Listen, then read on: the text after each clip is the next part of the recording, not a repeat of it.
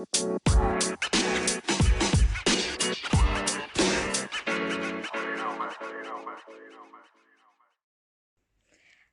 everyone, welcome to another episode of Crash Cinnamon. This is your host McKenna.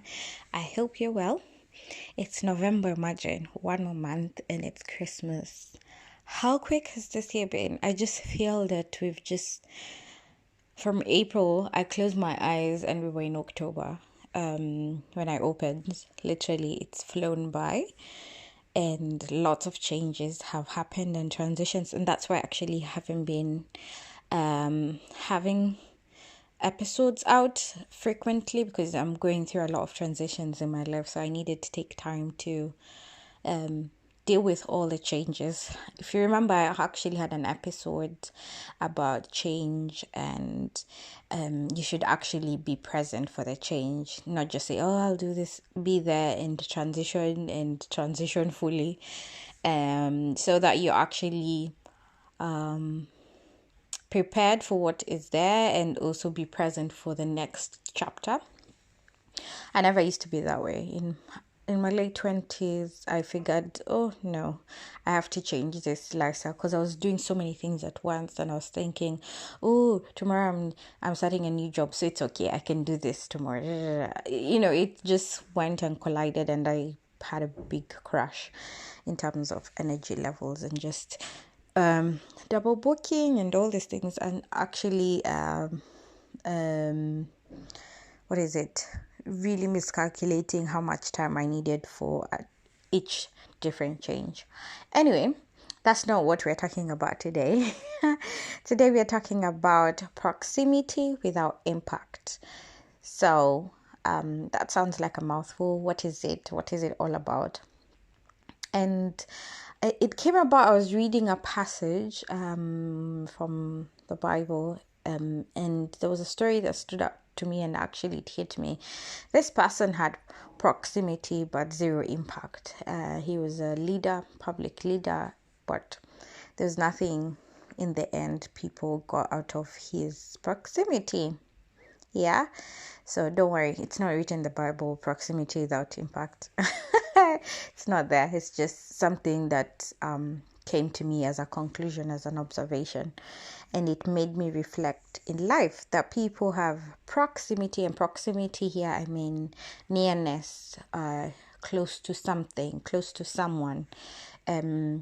Access, actually, proximity can mean access, proximity can mean intimacy, proximity can mean having a close relationship with someone or a business or having influence.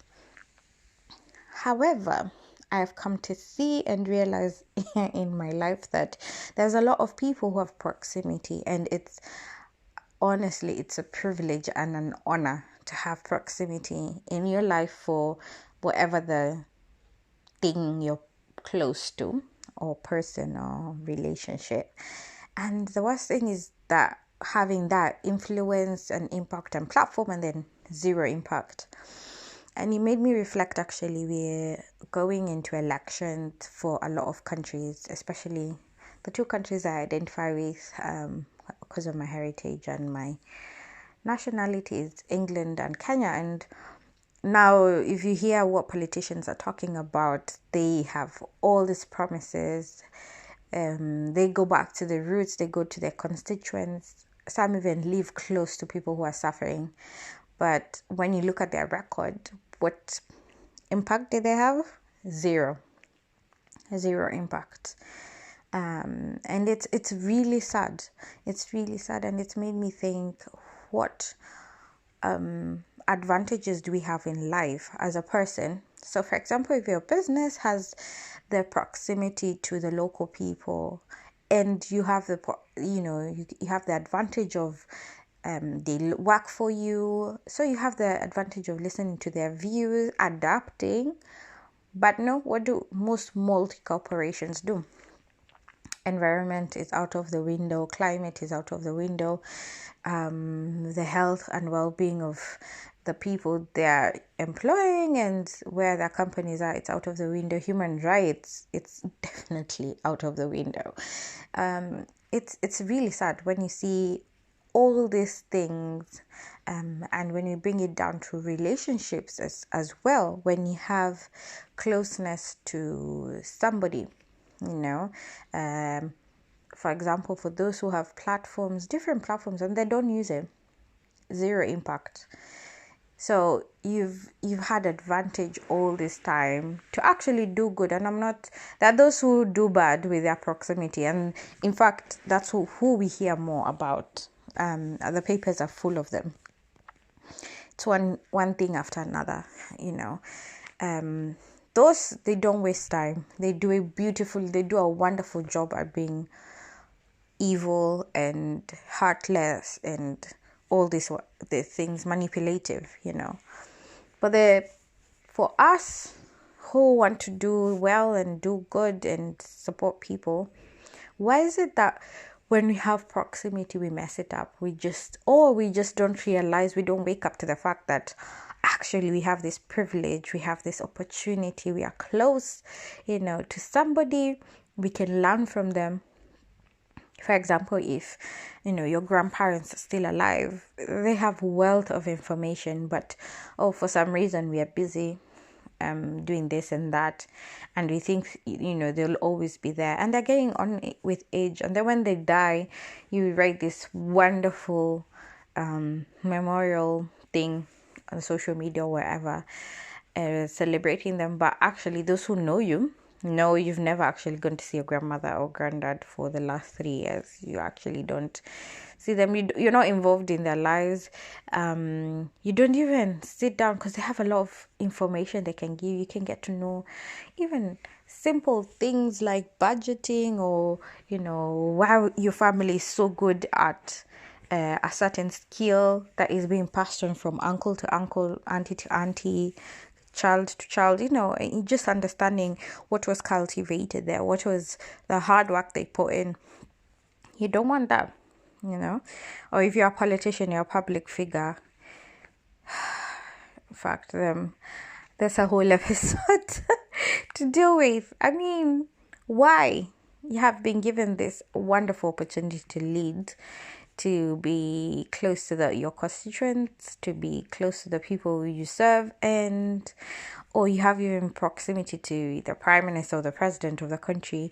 So you're in their ear, literally. You can influence policy in the right way, but you don't do it. You actually go and just be one of them. You know, you just sit and be pretty, and 5 years go and there's nothing to write about you. When you think about all the activists and all the people who fought, like for example in Kenya, the women who fought so that we can have independence, the men who fought so we can have independence, they were not wasting their time. If they were close to influence and everything, that's what they were doing, you know. So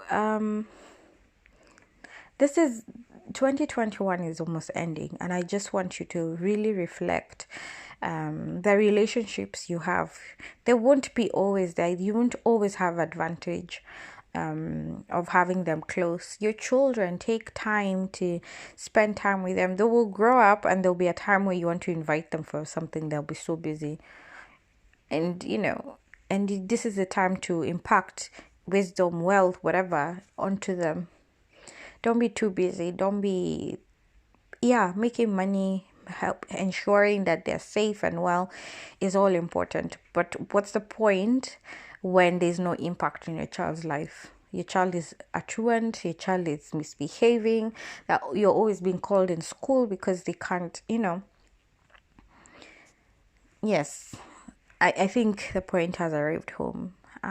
So let us be those people who use proximity, nearness, platforms, you know, the intimacy we have with the people, whether it's our relationships, whether it's business, for the good. Let's influence policy for the better of the people. You know, let's be those people. Let's be the change.